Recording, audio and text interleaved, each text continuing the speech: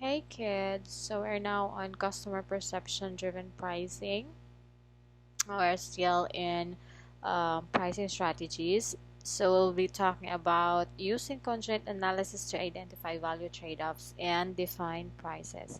So of course we will be talking a lot about how customer perception now could actually affect your pricing strategies and define uh, pricing methods, and how conjoint analysis helps you identify value trade-offs and define prices. Okay, so the learning objectives of these topics are the following. So at the end of the lesson, I assume that you will have now a concept, understanding on uh, how can the perceptions of customers be used to set prices? How can intangible value be quantified and used for pricing? What is conjoint analysis and how does it use customer perceptions to inform pricing? How does conjoint analysis compare to other methods of price setting? Which method of price setting is found to be the most useful for which kind of pricing challenges? And the last stretch question is, what is the value of a brand in monopolistic competition? Now, this stretch value is a sort of a bonus now that we're trying to discover at the end of this lesson. Okay? Okay, so to start off, so we all know that every business or every executive no, set prices of products. Of course, you are into business now, my dear students, so you know how you set the price of your product. Now, the most common one is, of course, kadtong basing on the cost of goods sold if you are manufacturing the product, or the expenses incurred no during the um sana kanang pagbiyahe if you are into um merchandising or um, franchising, no? So, ug pilay magasto nimo during kanang pag-deliver sa product and to your inventory. So, mo na siya ang imong basihan. So, how you set prices. Now, all expenses acquired, so na nakuha nimo during those times are what is computed as a basis for pricing particular products. Now, of course, this is the most common way of pricing products. But in this lesson, we will try to discover what else. Are there any other methods? Are there any other approach we can use in setting price? So that's what we are going to discover at the end of this lesson. Now, there's nothing wrong with basing your pricing strategy with the cost of goods sold or the expenses incurred, because that supposedly is, diba? So, mo yun ang pinaka sort of highlights when you price product. Should be nga mo ginansya ka kay sa imong gasto, alangan naman og mo set ka price nga nalugi ka na with your expenses. But the thing is, now using that one particular approach or method is not at all safe. Kaya nga naman, there are times in which pricing using that particular approach is not helpful in particular event, particular kanang naay unsa na market environment crash, so kanang mga there's something wrong with the market, no? Na ay mga panghitabo in which you cannot control because it is an external factors in which actually affects and would deem that particular common way of pricing goods and services or goods nga really effective. So that's why it's necessary for you to have a particular knowledge or concept on another approach or way in which you can set the prices of your products. And using customer perception is one of the ways that we will talk about in this lesson. So we will explore how using customer perception, no, could help you um, delineate or craft pricing strategies that can help you in the future. Now, according to research, using customer perceptions directly is a proven means of guiding pricing decisions with both acceptable accuracy and precision. So, with the intelligence that customers now have today, now it is important to set prices that they feel to be coincidental with their perceptions to the value and quality of the products offered to them. Now, we all know that our customers and consumers nowadays are widely intelligent. Kabaw na sila. They have all the knowledge, no? Dili na nimo mailad. So, you need to be careful, no, in setting your prices. It should be accurate and acceptable with what they have or what value they are giving to the products that you are offering, or else they would feel that the price of your product is not or does not justify now the quality or the value that they give to such particular product. Okay, so that is why you need to develop plans now on how to set price that would actually be kanang sana pariha sa ilahang mindset on how the price should be. Okay, so again, as customers being intelligent, they have nowadays they have experience with the product category, which is true because they already know that they have a lot of options open in the market with respect to the product category. So kaibawa na sila nga naay daghan nagkanat na ang mga options for them, no, mo nang pwede sila makapili ko ana kay mahal na kadto ko, it's the same product anyway, it's the same benefit anyway, it's the same value anyway, but different prices. Another is they can conceptualize potential variations on those products. So they have intelligence already that pwede naman yun nga, aside from this benefit that I can have on this particular product, pwede man unta nig na additional features or benefits such as this and those and this and those. So they are now more intelligent. Dili na nimo mailad nguming kag, oh, you need this product because this product is what this product is. Mao na jud nga product, mao ra jud ang inyong makuha. No, they have now concepts on the potential variations. Mangita na sila, no, pwede man i-improve pa into having features such as this, which is more beneficial to me, no, as a user of the product. So nana sila yung mga mindset nga nana sila yung mga concepts nga na, and they are trying to look at, no, for look for those potential variations in another brand or another product aside from what you are offering, especially if the price does not justify the quality. Okay, they will also understand the value of the benefits delivered, of course. Mo na pinaka highlight, no, of them purchasing the product, unsay benefit nga i-deliver ang particular products for them that could solve their problem, that could solve their say tawag ana kanang panginahanglan. That's why they need these products. They also hold price expectations. So kung mauna na sila makwinta, should di mo magkumpiyansa because the consumers also know how to compute what the price should be. Mga na sila, mahala gud ani nga products nga mao ra man dai tanang sa ingredients, mao ra man dai ingredients, and that's supposedly money blah blah blah. Lehiro na sila mo kwenta.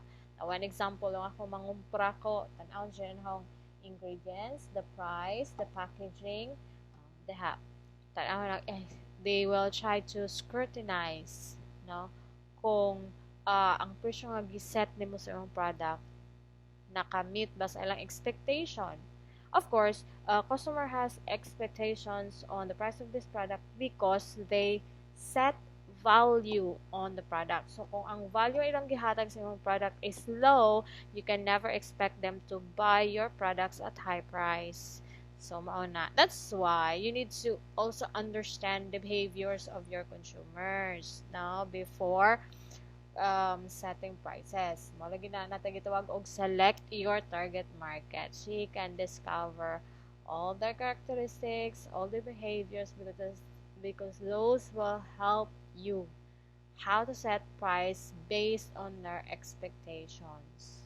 Now, of course, you also need to be careful nga kasi mo set kag price tungod kay imo gud giapas ang expectations sa imong consumers wa na hinuong kay ginansya mura kag naghatag sa imong products. Okay, you need to be careful on those also. Another, the last one is consumers or customers can make informed trade-off between competing alternatives. Lehero na sila mo timbang-timbang, no? From one product or one alternative to the other, pas na kayo sila mo timbang asa ang mas makaginansya sila or mas maka-benefit sila between two or more alternatives, no? So mo nang you really need to employ, no, researches on how to kanang bundle products sa so, imong mga buhaton diha nga what are different pricing plans and strategies that would actually make ilad-ilad your consumers nga nakapalit kog product na sakto ra gud swak sa presyo, good quality. So mo na ang inyuhang responsibility as an executive. So here are given examples kanang ice cream with different variations. For example, may kag sa una ang ice cream nga ginabaligya og may kag melon ra gud tanan og mango ra gud tanan. Kung gusto ka mo ka og melon og mango mo palit kag duha ka kanang say tawagan na aroy nga basta kay kanang usa ka ingana sure ba iba na ko hinga og ice cream so di ko kay bawg unsay tawag anang murag plastic something so mo na but karon of course because executives were able to find out na mo din na master na di ay mo us consumers how to compute prices based on potential variations. So mo nang nanay 3-in-1, select a 3-in-1, mango, ube, cheese. So mo na that's an example of how customer perception during pricing is. It's like pricing one product with different variations based on the consumer's perception to us of the value of the product. So, mo yun nakaroon ang consumer na, ay kani, nindot siya nga product na 3-in-1 na. That means, this consumer is giving high value to your product. So, sa mahitabo, of course, mupalit siya compared to other ice cream nga tagsa-tagsa ang flavor in which kinahanglan pa sila mo palit og tulo ka sana putos or si tawag ana just so they can makatilaw sila sa kanang flavor nga ilang gusto. So mo na siya ang mga examples of how customer perception driven pricing is. But before that, before we go to the deeper, let us define muna what is customer perception driving pricing DI. What do you understand of it? Now, by definition, customer perception refers to customers' perception, of course, how they view, perception of your business and products and how customers feel about your product or brand. So, customer perception driven pricing has become the dominant approach to pricing in many industries. So mo na gyud ni asa ang kadto ang most common nga based on cost of goods sold or the expenses incurred during the production of a product na amang gyapon na siya wala na siya nawa kay actually that's a fundamental way of setting price now. But customer perception has now penetrated no the pricing strategy. Whereas karon og nauso na ba so aside from that approach nga magbase ka sa imong presyo sa imong product based on the cost of goods sold, apila na pud nimo og how consumers perceive your product. Mao bitaw nang there are those new entrants in the market that conduct free taste o kanang mahatag na sila if it is food na magpa-free taste sila just so they can have kanang a glimpse of how consumers perceive their products to be. Mayon ang mga wasip lami ning hotdoga oy Bisaya. So that means the consumers are giving your hot dog lower value. So you cannot set the price of the hot dog higher, no? Especially if you have a lot of competitors present in the market. No? So, mana siya. It has customer perception driven pricing has become the dominant approach no to pricing in most industry. But how do you do it? Saan man gajud ay ning customer perception driven pricing? Nalisod, masadyo na mga tong mo compute ra kag pila imong gasto, mo mark up ka o human ka sa presyo sa imong mga paninda. Di ba masadyon? Customer perception is more involved in emotions, no? Murag na pud ta diri not just the physiological na nata sa kuan kanang deeper kasamok pud ni nga nino ngano dig kadto na lang mga jud aron mahumantag dali sa presyo sa itong mga pamaliton. Anyway, as again, there are instances in which no that particular approach does not actually make it successful in setting your prices katong mobase ra ka sa gasto nimo.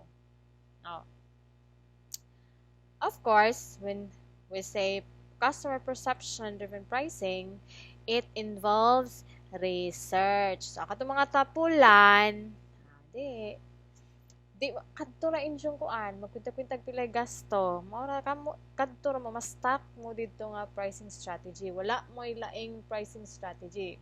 By the time that the market or the market environment changes, amo na gitawag na to, you are not adapting to the changes. And of course, given how technology has evolved nowadays, kay bao na gasutang mausob ang market environment. So you should be ready with the changes. That's why you need also to adapt customer perception driven pricing.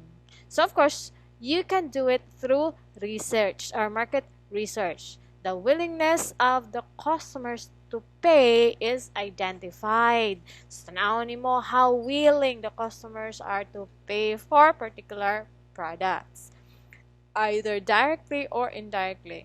Now, the most common methodology for using customer perceptions to set prices is conjoint analysis. That's where we'll be talking a lot about conjoint analysis and what is this thing.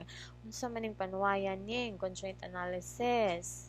No, how important it is in setting prices. So there are three price setting approach to the market. The first one is exchange value, meaning to say a pricing approach that provide guidance accurately, but the problem is it is too wide, meaning price is measured depending on its value and estimate value that consumer or customer will put on products. Whereas jag kani exchange value, one particular product exchange na po ani nga particular price. It's too wide, wala siya sort of restrictions, and the problem is sometimes consumers will actually got tired of this particular kanang murag kuan bitaw means ba sakto ba siya kahaning akong gibuhat nga mobayad kung ingani kada ko over this particular product.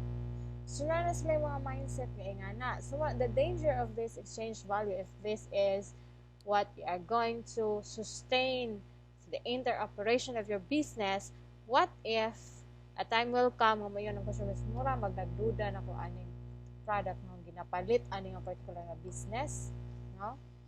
So man is ka danger of this exchange value. The second is economic price optimization. It is an approach where it provides guidance that is highly precise but often misleading. Here in this method, what happens is that they set the products at low price to improve revenue and sales volume without considering much the value of the products. So, ang mahitabuan ni economic price optimization, no, just to achieve the equilibrium. Do you still remember itong equilibrium, setting prices, ano ba ang supply and the demand met at a particular price? So, para ma-achieve na, most companies or businesses set their price, the price of their products at lower prices para mudaghan ang sales volume without considering much the value of the products. This is good for those products that have lower value. Okay, lower value means lower price. What about those products now that are actually with high value but offered on low price? Good for the consumers, of course. But what about on the side of the business? Remember that you are the executive. Are you going to be happy kung you were able to sold one particular product at this price pero the value of your product does not actually been bought at the price set for the value? Murabag napalit ang imong product sa barato pero actually higher quality ang imong products, no? Di ka o ikaw business, di ka mawindang, no? So, manay problem with the economic price optimization. The last one, of course, is the conjoint analysis. Now, this approach, the trade-off that customers make in purchasing decision. This is the most common methodology for using customer perception to set prices. So, muna na ikatulo ang conjoint analysis, wherein they this approach try to identify the trade-off that customers make in purchasing decisions. This approach tries to understand what is the trade-off running in the mind of the consumers by the time that they are in the brink of purchasing decisions. Okay, so why do you use conjoint analysis again? So conjoint analysis provides much greater relevance and depth in price setting than other methods. So that's the reason why if you are going to set your price using customer-driven pricing concept, conjoint analysis method is the best approach there is. Kay mura man siya o ganang mo discover the relevance and depth in price setting than other methods.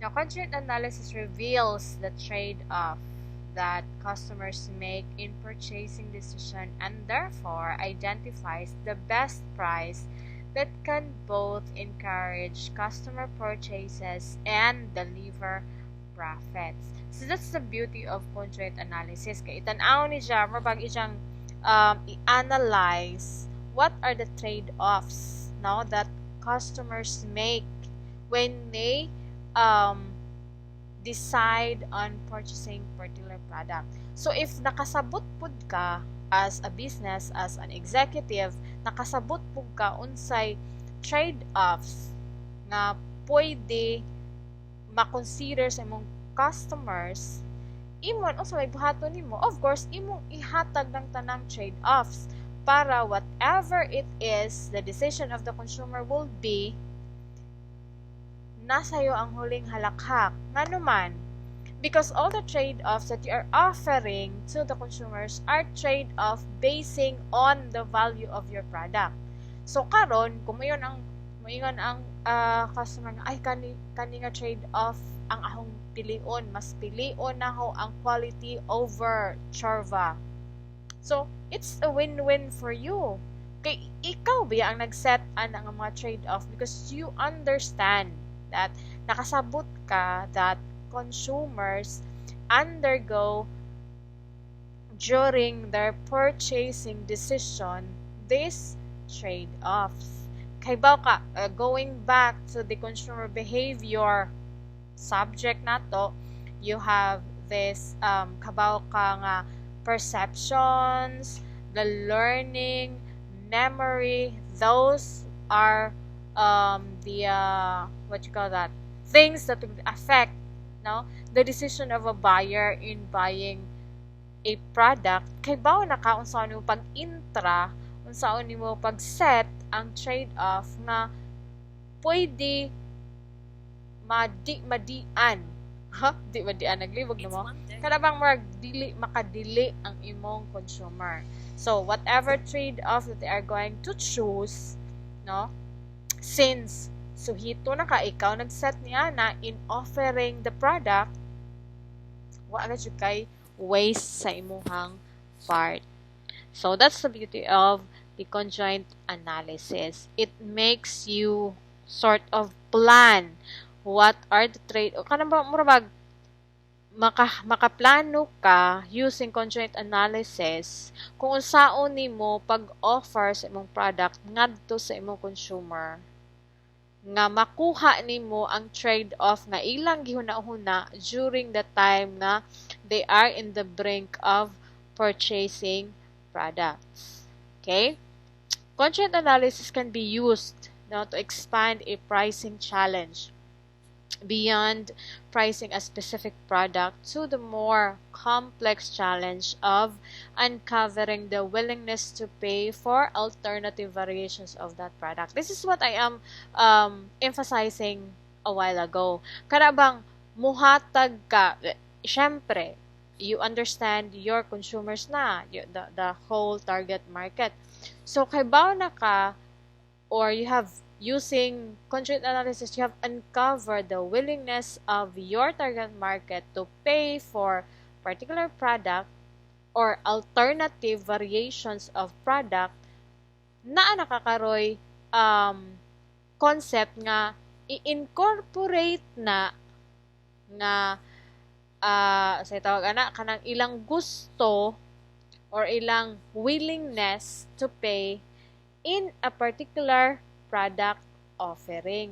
Kada mo yung for example, mo yung sige, ako ang consumers, the willingness for me to pay for a particular cell phone is it should bears the following: clear camera, so pa, smooth bells transition, so na kanang magduwa churba ug ban pag malang mananap, dapat di mabasa og uwan. So kintahay mo na ang ahong mga variations of a product that should be present na for me to say that I am willing to pay for this product. So of course nakakaroy idea, okay, kay ba na ko unsaon na ho, I'll try to incorporate all these variations in one product offering. Kay para makaingon ang imong consumers na, oh, I am willing to pay for this particular product because the value is coincidental with the price. So kung may kakaroon, sige ma'am, offeran ka na og cellphone nga kanang brand Churba Bells in a model of 2025. The price is 50,000 pesos. So, tungod kay, for me, if all those variations are present, I would deem that the product is of value and quality. Mo yun ko, sige, mangutang na laman ko for the sake of that phone because I badly want that particular product. mo na mahitabo sa inyo. Kaysa wa mo'y undan, o mo nag-research, mo og unsay gasto na ho mo ron akong computon, so mo ni hong kanang set sa akong presyo. So, ay nag-abot sa inyong, inigawas inyong product sa market, may nga ng consumer, nilabad, bahala po na yung product ka diha. That's not what I want. Nanay kuan, mo na. So, daghan silang pangitaon. So, before ka mo innovate sa yung product, before ka mo offer sa yung product, before ka mo himo sa yung product, tanawa usa unsay ilang kinahanglan. Of course, tawag na, it is okay nga may ka magsundog-sundog ko unsay unsay trend karon ma'am. Uso man ang cellphone mo na mo ni.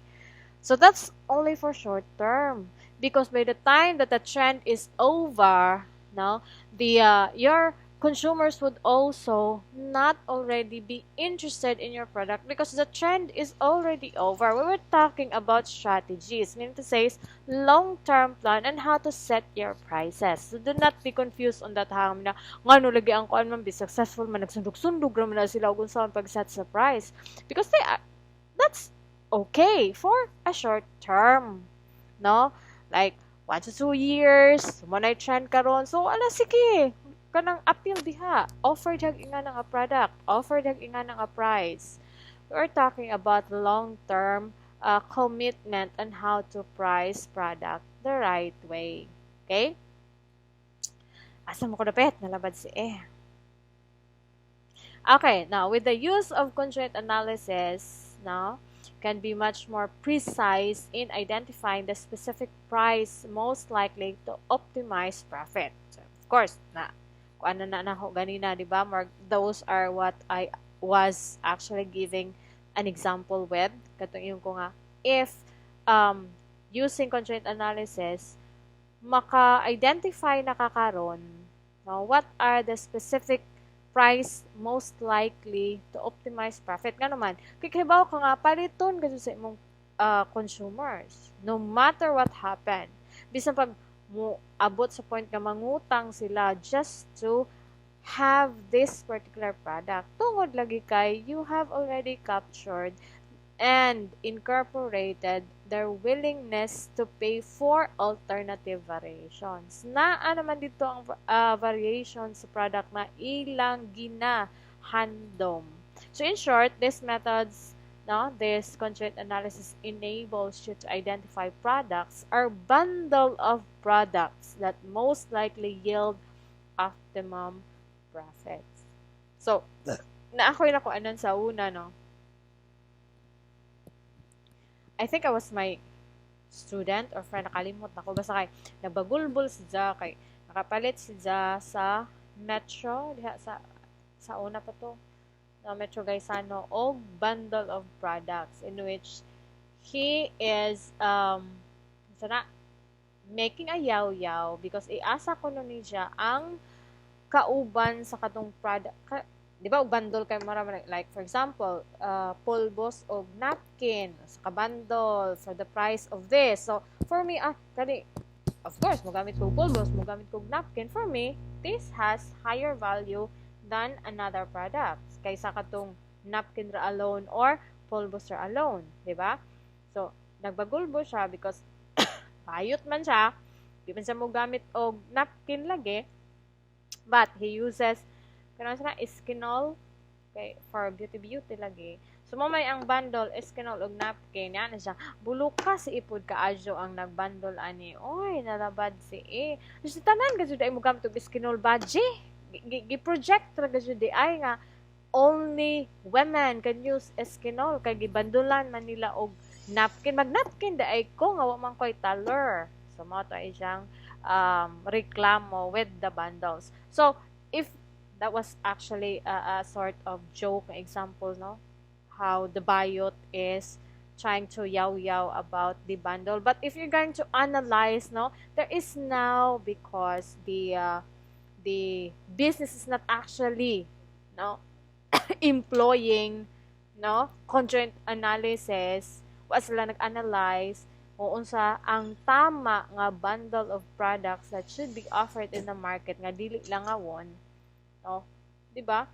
So usana sa mga example nato, Now, it is a survey method. It is a survey method or a survey-based statistical technique that is used in market research. So, you have market research naman. So, dapat familiar na mo ani, conjoint analysis. And to determine how customers put value the different attributes of a product such as product features, benefits, and functions. So that's how conjoint analysis is, or in terms of how it helps executives or a business set prices in the right way. Now, conjoint is pricing, tagiingon nga, conjoint is pricing according to customer perceived value. Again, customer perceived value, not you as a business. Kung para nimo your product has high value, why mo question ni ana? But since dili man ikaw ang mopalit sa imong product, is your customers, go for the value that your customers has on your product. Ayaw taga-iog more weight ang value nga imong gi-perceive sa imong product, but give more weight on the value that your consumers or your customers perceive your product value to be. Okay, that's what conjoint analysis is all about. Okay. So let's identify now the three different market stages. The first one is the revolutionary market. Executives and their customers lack sufficient critical information in this type of market. Now, meaning to say, they have insufficient information required to use most method of price setting. This means that the seller and the buyer lacks necessary information or benchmark on how to set their product price. Tungod kay wala man sila, there is nothing to look back to. Kanang wa sila kabasihan, no? Mo na ang revolutionary market. Example products are those rare and unique and also no reference or elasticity of demand since there is no history in which to set as benchmark. So, mao na usa sa examples of a revolutionary market. There are products nga kanang mo bitang gitawag na to revolutionary because they are rare and unique. Murag kausaran ni sila gi-introduce, no? Murag kausaran ni sila ning gawas sa market. That's why businesses do not have or lacks the necessary information to benchmark on. Kaya wala may history or wala na no repeat of these particular products. Mo na gitawag na og revolutionary market. Of course, if you are offering products in revolutionary market, maglisod gayud ka. Maglisod ka og how you are going to price your product. Kay wala man kay kabasihan. Diba? Of course, mo nang ari ka mo sort of ka sa conjoint. Look for the perception of your consumer as to the value of your product so that you can set the price properly under revolutionary market. In evolutionary market, no, this market are where products currently exist, customers currently purchase, and products are evolving. This means that products in this market are continually developing and the buyer is well aware of the product category. Now, an example is coffee, from mere coffee stick to 3-in-1. Another pud nga akong gisite nga example ganha is katong ice cream nga from kanang one container, one flavor to one container with 3 flavors. Mo na gitawag nato og evolutionary market.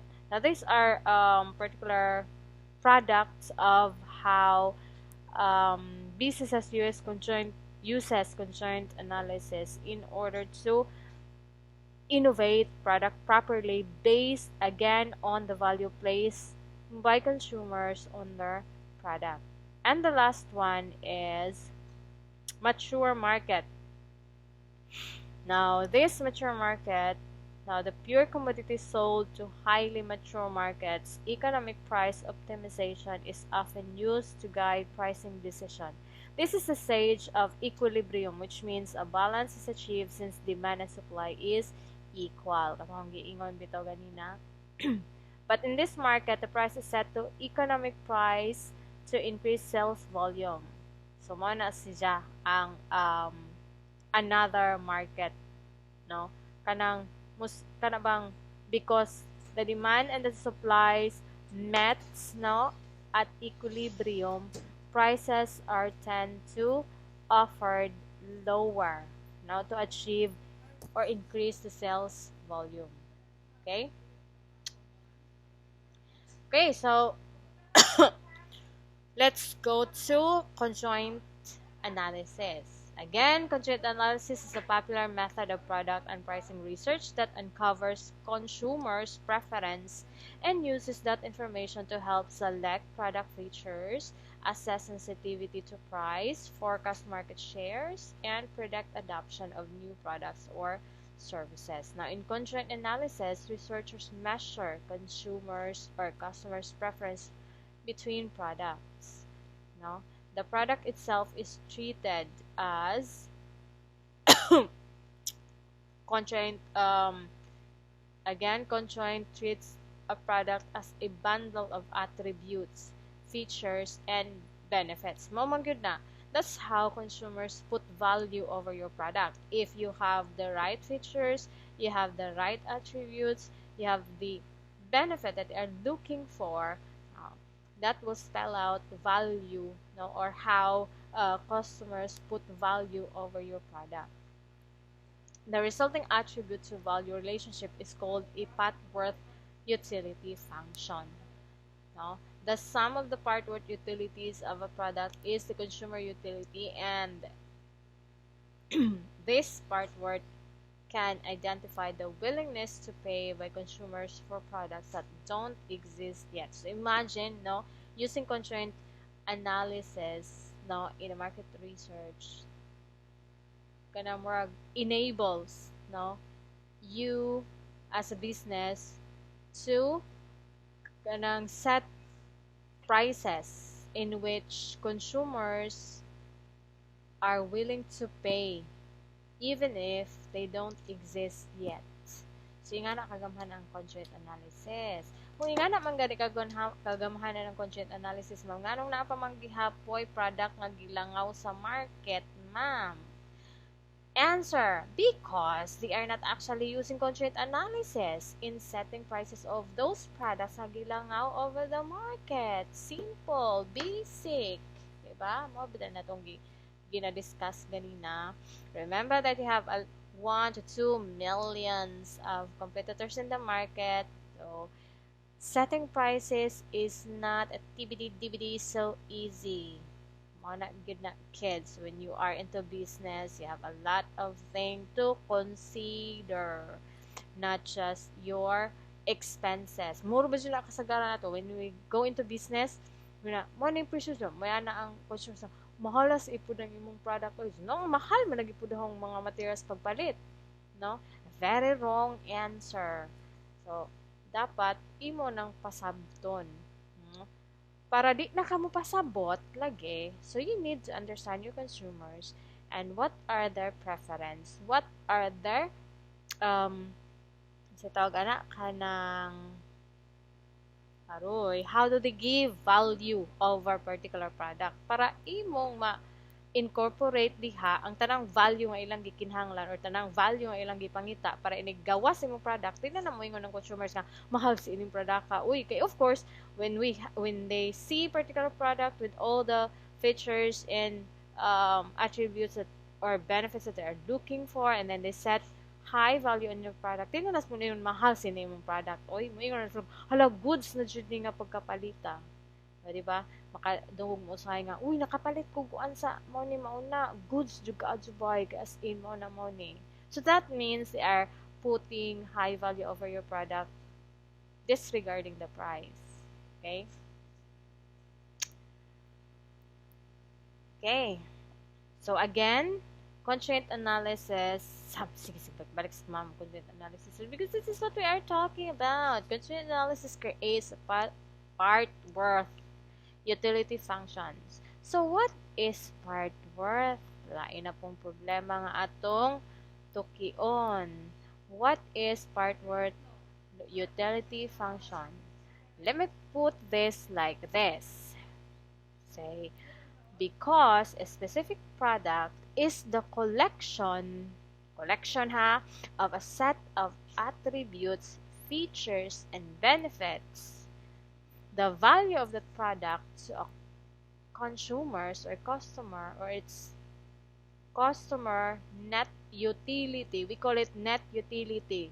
Now all those attributes, features, and benefits now equals customer's net utility is the sum of the part worth utilities.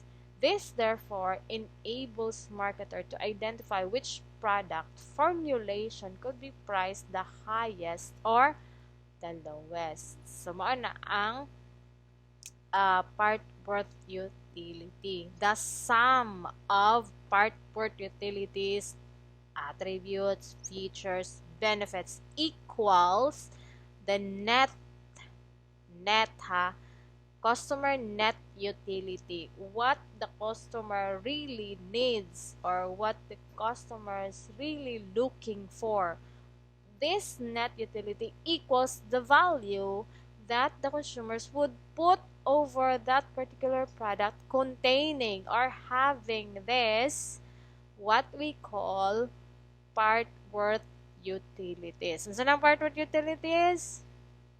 Assignment number 1. Charot. Why assignment? Wala usong assignment diri ron. Mag-live quiz sa taritso. Okay? Again, mauto ha. So, using all those, of course, as a business, she can actually now identify which product formulation could be priced the highest or the lowest. So, walay takas. No? So, may kakaroon, hala, kanihong product kay kuwangan man og features. It only has attributes and benefits. So, may features. So, naman ako, wala ni, into the waste na ni, ayaw sad ilabog. So, you can price this product lowest. Kaya naman, it is absolutely sure and igawasan na sa market, consumers would view or put lower value on that product. Ano man, kay kuwangan og net utility or customer net utility. When this customer net utility is not met by your product, that is the time mo yun sila nga, it's not worth my money. No? Kay ang value sa mong product dili na kompleto for them because dili man sad kompleto ang gipangita nila nga features. Mo na ang trade-offs that we were talking a while ago.